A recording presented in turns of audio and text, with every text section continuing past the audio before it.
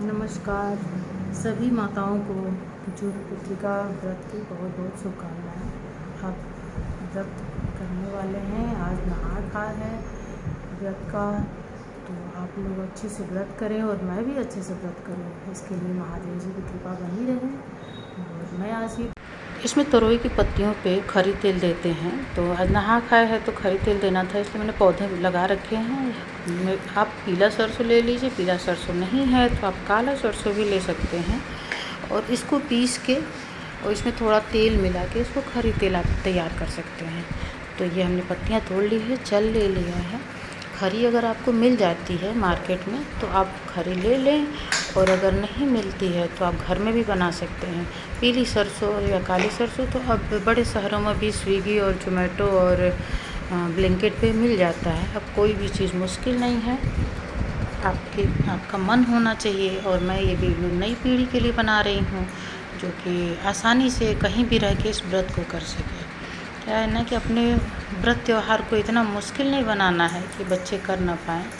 तो इसको हम चाहते हैं कि इसको थोड़ी आसानी से भी बताया जाए, जो आसानी से बच्चे कर सकें। तो आप खरी तेल ले लीजिए और थाली में इसको ऐसे लगा देते हैं पत्तियों को रख के, और इसी पे खरी तेल देते हैं। खरी तेल देने में भी क्या है कि बोलना रहता है, पहले तो चिल्हो, सियारो और जूत बंधन को देते हैं। उसके बाद फिर अगर आपकी सास नहीं है तो अपनी सास को दीजिए, फिर दादी सास को दीजिए, फिर नानी सास को दीजिए। उसके बाद चाची सास लोग हैं तो उनको देना होता है। अगर आपकी कोई जेठानी देवरानी जो कि इस दुनिया में नहीं है तो उनको देना रहता है। अब देखिए कई लोग ऐसे बोलते हैं कि बेटी का दिया हुआ माँ को नहीं मिलता है। ऐसा क्यों होता है? ठीक है कि अब बेटी की शादी हो गई तो वो ससुराल की हो गई, मायके को भूल जाती है, लेकिन अब ज़माना वैसा नहीं है। बच्चों के मन में भी ये आता है कि भाई ऐसा क्यों, और माँ लोगों के मन में भी आता है कि भाई हमारी बेटी जिसको हमने पैदा किया वो हमारे लिए कुछ नहीं कर सकती।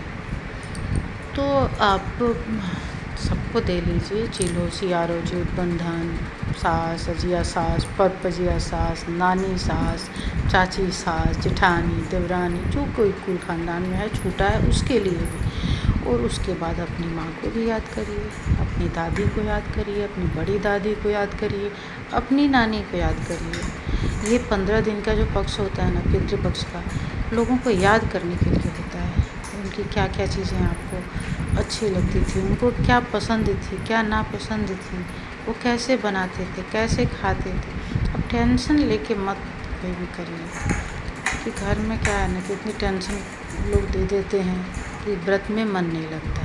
तो ये सब चढ़ा देते हैं, उसके बाद जो थोड़ा सा बचता है इसमें पानी डाल के और इससे बाल धुलना होता है। तो चीज़ों को आसान बनाइए, ईज़ी बनाइए, और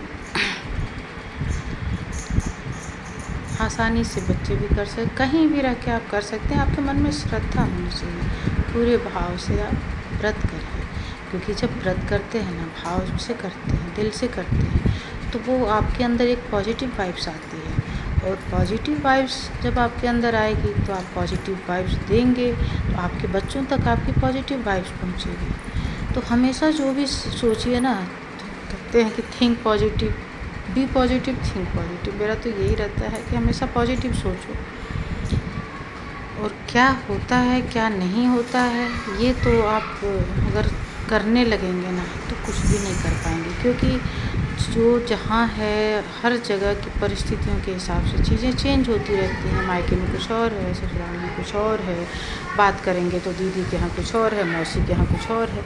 मैं तो ये देखिए गमले में ही लगा के रखती हूँ पत्तियाँ। कहीं एक बार मुझे मिला ही नहीं, मैं 15 किलोमीटर गाड़ी से घूमती रही सर के साथ, मुझे तरोई की पत्ती नहीं मिली। तो मैंने प्लेट में चढ़ाया, मैं कोई इसके लिए कोई इशू नहीं है कि तरोई नहीं मिली या पत्ती नहीं लगाए हैं तो आप नहीं चढ़ाएँगे। आप प्लेट में निकाल सकते हैं, चढ़ा सकते हैं। थाली लीजिए, थाली में आप सबके नाम से चढ़ा दीजिए। देखिए इतना छोटा सा पौधा, इसी में से मैंने सारी पत्तियाँ तोड़ ली। अब ये 3 दिन लगता है, 2 दिन लगता है, 2 दिन कैसे लगता है, 3 दिन लगता है। देखिए अब एक नहा खाए को लगा, अब सरगी को लगेगा, तो सुबह हमारी सरगी भी देखिएगा कि हमने कैसे सरगी की। नहा धो के हमें पूरा खाना बनाना होता है, जिसमें कि चावल, दाल, सब्जी, रोटी, दही, घी, अचार, चिप्स, पापड़, सारी चीज़ें होती हैं। सलाद वगैरह भी बनाया मैंने और बरी भी बनाई, बरी, फुलौरी, तिलौरी, सारी चीज़ें आप जितनी बना सकते हैं उतनी बनानी होती है। अपने पुरखों को याद करना होता है, अपने लोगों को याद करना है कि उन्हें क्या क्या चीज़ें पसंद है। कुछ अच्छी चीज़ें बना के उनको खिलाना होता है। तो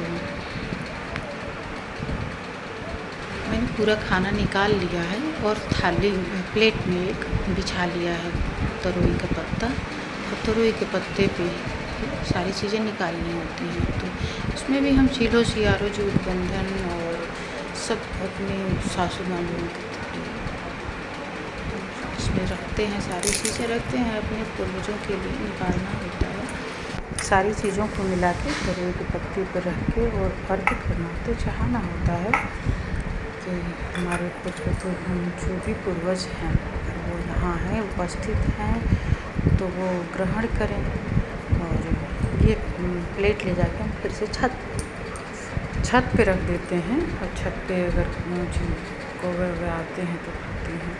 तो सोचिए ना, कौवों को हम खिलाने के लिए रख रहे हैं, तो जीते जी हम अपने घर वालों को भी अच्छा अच्छा बनाएं, खिलाएं और उन्हें ही खुश रखें। तो मुझे लगता है कि ज्योतिया का व्रत वही सबसे सही है। कोशिश करें कि अपने घर वालों को भी खुश रखें। मैंने प्याज की सारी चीज़ की पकौड़ी बनाई, पत्ती की भी पकौड़ी बनाई, आलू की, बरी, तिलौरी, सारी चीज़ें बनाई, दही भी। तो वो सारी चीज़ें इस प्लेट में रख के और ले जाके छत पे रखेंगे और ये भोजन ग्रहण करेंगे। तो ये इस तरह से हमारा आज का नहा खा पूरा होगा। सब में से निकाल के हमें अगियारी देना होता है। तो सब चढ़ाने के बाद जल डालेंगे और अगियारी देंगे सबके नाम से। इस पर मेन होता है कि अपने लोगों को याद करना। ज्योतिया का व्रत 2 चीज़ों के लिए होता है। एक तो अपने बच्चे के, बेटे की सुखी जीवन के लिए, स्वस्थ शरीर और प्रसन्न मन के लिए, और दूसरे अपने पुरनियों को याद करने के लिए। तो ये होता है कि मातृनवमी इसीलिए मनाया जाता है। अष्टमी का व्रत रह के मातृनवमी मनाया जाता है। तो मातृनवमी को सारी चीज़ें बना के तो मैं अगियारी भी दे रही हूँ। तो अगियारी दे के और उसके बाद ही हमारा नहाए खाए का कार्यक्रम पूरा होता है। तो आपके यहाँ कैसे होता है ये हमें ज़रूर कमेंट करके बताइएगा। तो 5 बार मैंने अगियारी भी दी और छत पे ले जाके ये प्लेट रखाई, जिससे कि कौवे या कोई जीव, शहर में है आपके यहाँ कौवे नहीं आते हैं, आप क्या करेंगे? आप ये चीज़ें गाय को दे सकते हैं। अगर आपके पास गाय भी नहीं है, आप क्या करेंगे? तो फिर थोड़ा थोड़ा सब चीज़ में से निकालिए और अपार्टमेंट में है तो बालकनी में रखिए, उसमें रखिए, खिड़की पर रखिए और सब करके और प्रणाम करके फिर भोजन ग्रहण किया जाता है।